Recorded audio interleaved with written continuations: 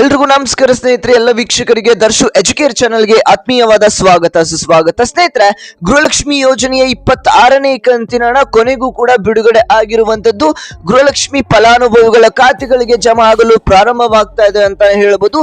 ನಿಮ್ಮ ಖಾತೆಗಳಿಗೆ ಇನ್ನೂ ಕೂಡ ಜಮಾ ಆಗಿಲ್ಲ ಅಂತಂದ್ರೆ ವಿಡಿಯೋನ ಕೊನೆವರೆಗೂ ನೋಡಿ, ಯಾವಾಗ ಜಮಾ ಆಗ್ತಾ ಇದೆ ಅಂತ ತಿಳಿಸ್ಕೊಡ್ತಾನೆ. ಹಾಗೇನೆ ಇಲ್ಲಿ ಗೃಹಲಕ್ಷ್ಮಿ ಫಲಾನುಭವಿಗಳಿಗೆ ಇವತ್ತು 2,000 ರೂಪಾಯಿ ಹಣ ಜಮಾ ಆಗ್ತಾ ಇರುವಂತದ್ದು ಸ್ನೇಹಿತರೆ. ಹೌದು, ನಿಮ್ಮ ಖಾತೆಗಳಿಗೂ ಕೂಡ ಹಣ ಬಂದು ತಲುಪುವಂತದ್ದು. ಯಾರ್ಯಾರಿಗೆ ಈ ಒಂದು ಹಣ ಜಮಾ ಆಗ್ತಾ ಇದೆ, ಯಾವ ಜಿಲ್ಲೆಗಳಿಗೆ ಹಣ ಜಮಾ ಆಗ್ತಾ ಇದೆ ಅನ್ನುವಂಥದ್ದನ್ನ ಕಂಪ್ಲೀಟ್ ಆಗಿ ತಿಳ್ಕೊಳ್ತಾ ಹೋಗೋಣ. ಖುದ್ದಾಗಿ ಲಕ್ಷ್ಮಿ ಹೆಬ್ಬಾಳ್ಕರ್ ಅವರು ಒಂದು ಅಪ್ಡೇಟ್ ಅನ್ನ ಕೊಟ್ಟಿದ್ದಾರೆ. ನಿಮ್ಮೆಲ್ರಿಗೂ ಕೂಡ ಗುಡ್ ನ್ಯೂಸ್ ಅಂತಾನೆ ಹೇಳ್ಬೋದು.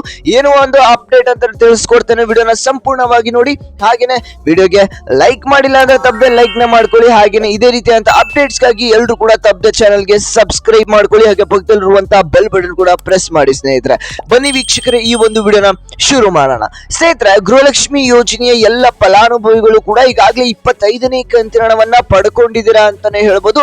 ಆಲ್ಮೋಸ್ಟ್ 80% ಮಹಿಳೆಯರು ಈಗಾಗಲೇ 25ನೇ ಕಂತಿನ 2,000 ರೂಪಾಯಿ ಹಣವನ್ನು ಕೂಡ ಪಡ್ಕೊಳ್ತಾ ಇದ್ದೀರಾ. ಹೌದು ವೀಕ್ಷಕರೇ, ಇವತ್ತು ನಿಮ್ಮ ಖಾತೆಗಳಿಗೆ 2,000 ರೂಪಾಯಿ ಹಣ ಜಮಾ ಆಗ್ತಾ ಇದೆ. ನಿನ್ನೆ ಕೂಡ ಬಹಳಷ್ಟು ಫಲಾನುಭವಿಗಳಿಗೆ 2,000 ರೂಪಾಯಿ ಹಣ ತಮ್ಮ ತಮ್ಮ ಖಾತೆಗಳಿಗೆ ಜಮಾ ಆಗಿರುವಂತದ್ದು.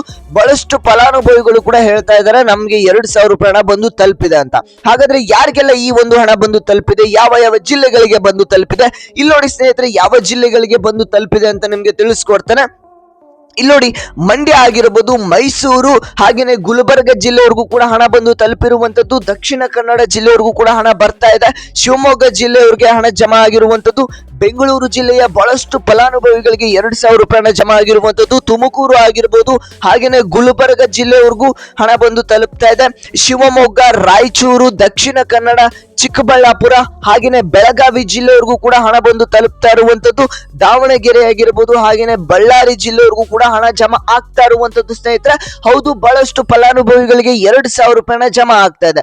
ಯಾರಿಗೆ 25ನೇ ಕಂತಿನ ಹಣ ಜಮಾ ಆಗಿದ್ದಿಲ್ಲ ನೋಡಿ, ಅಂತ ಒಂದು ಫಲಾನುಭವಿಗಳಿಗೆ ಈಗ 3ನೇ ಹಂತದಲ್ಲಿ ಹಣ ಬಿಡುಗಡೆ ಆಗಿರುವಂತದ್ದು.